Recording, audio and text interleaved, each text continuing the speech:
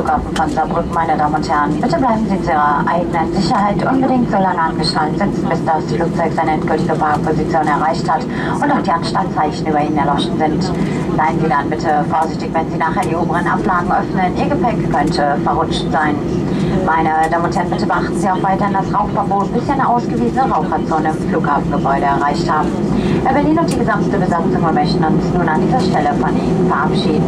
Wir wünschen Ihnen einen schönen und erfolgreichen Aufenthalt hier in Saarbrücken oder gegebenenfalls eine angenehme Weiterreise. Vielen Dank, dass Sie heute Morgen unsere Gäste waren. Bis zum nächsten Flug mit der Air Berlin. Alles Gute für Sie. Tschüss und auf Wiedersehen.